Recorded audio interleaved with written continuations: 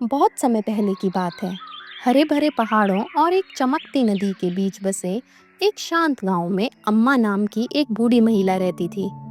वह एक छोटे से मिट्टी के घर में अकेली रहती थी, जिसकी छत घास फूस की थी और उसके चारों ओर गेंदे और तुलसी के पौधे से भरा एक सुंदर बाग था।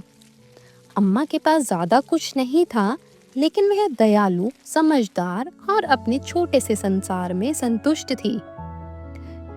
एक सर्दी की सुबह जब अम्मा अपना चूल्हा जलाने जा रही थी, उन्हें मिमियाने की हल्की आवाज सुनाई दी।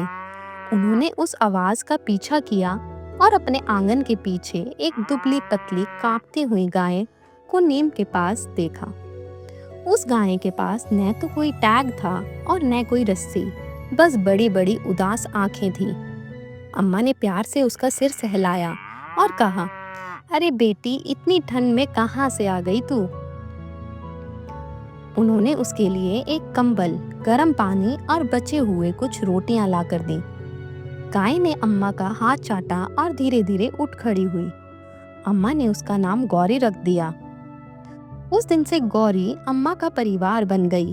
वह हर सुबह उन्हें दूध देती, अम्मा की पुरानी बातों को ध्यान से सुनती और हमेशा अम्मा के साथ रहती।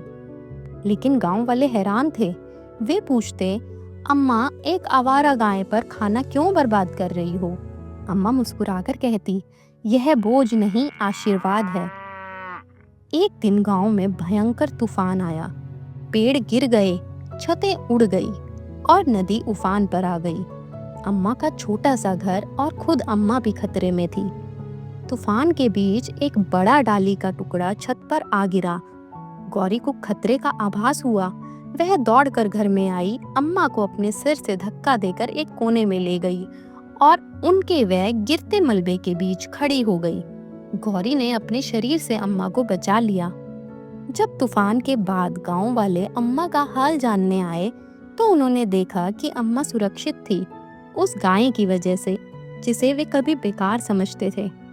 उस दिन से गांव के लोग जानवरों का सम्मान करने लगे और उनकी देखभाल करने लगे, यह समझकर कि उनमें भी प्रेम और निष्ठा से भरे दिल होते हैं।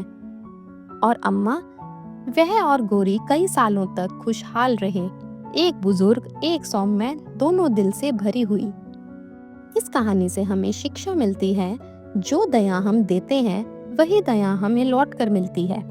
कभी भी प्रेम की शक्ति को कम मत आंकिए, चाहे वह शांत आत्मा से आए। वीडियो को लाइक, शेयर और लिटिल टून टीवी चैनल को सब्सक्राइब जरूर करें।